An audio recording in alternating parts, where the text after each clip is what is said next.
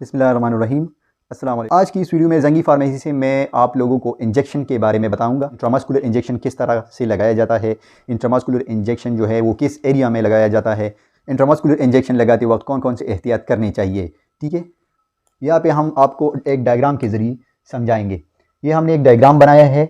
ये है आर्म, यानी ये बाजू है। ठीक है, ये बाजू है, सही है। इस आर्म को हम दो हिस्सों में डिवाइड करेंगे।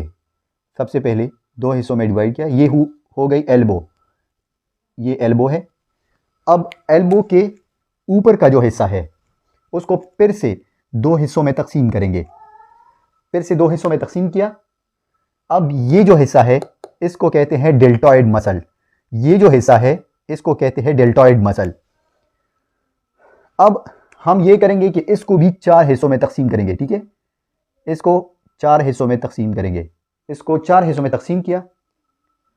अब जो इंजेक्शन है उसको यहां पे लगाएंगे।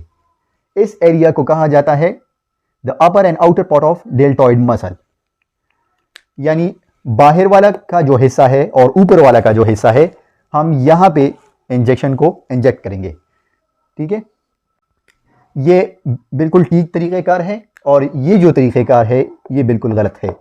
आप लोग देख सकते हैं, अगर यहाँ पे कोई इंजेक्शन को लगाता है तो यहाँ पे गर्दन से नीचे जो है एक नर्व आ रही होती है। ठीक है, तो इस नर्व को अगर आप टच करोगे तो ये डैमेज हो सकता है, और जब ये डैमेज होगा तो यहाँ पे जो है सारा जो ये आर्म है, सारा जो बाजू है, ये पैरालाइज हो सकता है। ठीक है, यानी मफलूज हो सकता है। सबसे पहले आप आर्म को यानी ट्राइसेप को, यानी बाजू का जो पीछे वाला हिस्सा है, इसको आप जो है दो हिस्सों में तकसीम करोगे।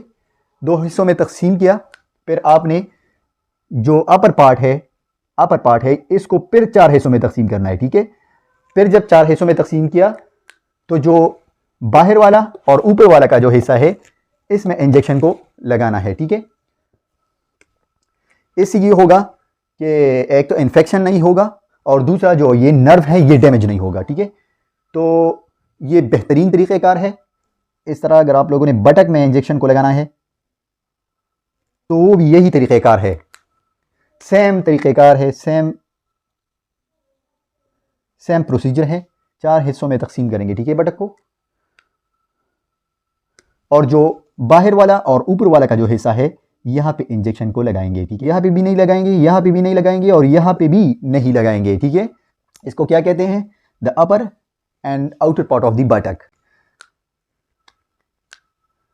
इस तरह अगर हम यहाँ पे इंजेक्शन को लगाते हैं तो यहाँ पे भी शियाटिक नर्व गई है। ठीक है, तो यहाँ पे अगर शियाटिक नर्व को हम टच करेंगे तो ये डैमेज हो सकता है, और इस सूरत में ये टांग जो है ये सारा पैरालाइज हो सकता है, यानी मफलूज हो सकता है। ठीक है, आप लोगों को ये बात मैं बताता चलूँ कि जो हम बात कर रहे हैं ये सिर्फ और सिर्फ जो है इंट्रामस्कुलर इंजेक्शन की बात कर रहे हैं, यानी वो इंजेक्शन जो मसल में लगाए जाते हैं, जो वैन में लगाया जाता है, उस इंजेक्शन की, या जो सबकुटिनियस लगाया जाता है उस इंजेक्शन के बारे में बिल्कुल नहीं बात कर रहे।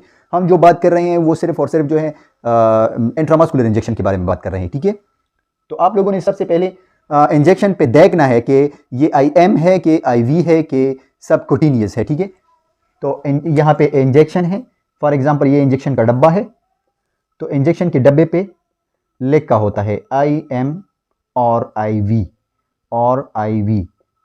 तो आपने ये वाला इंजेक्शन जो है, यानी IM वाला इंजेक्शन जो है मसल में लगाना है। ठीक है, IV वाला इंजेक्शन नहीं लगाना। ठीक है, क्योंकि IV में वाटर होता है, IV में वाटर होता है और IM में लिग्नोकेन होता है।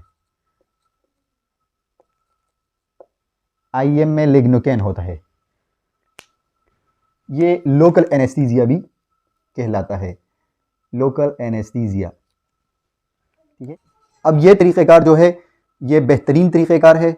इससे आप लोग अपने घर में बैठ के अपने मरीज़ को इंजेक्शन लगा सकते हैं इस तरीक़ेकार पे जो मैंने बताई है। ठीक है, कि सिर्फ और सिर्फ जो है इंट्रामस्कुलर इंजेक्शन को आप लोगों ने इस तरीक़ेकार से लगाना है। ठीक है, तो आज की वीडियो के लिए हमें इजाज़त दीजिएगा। अल्लाह हाफ़िज़।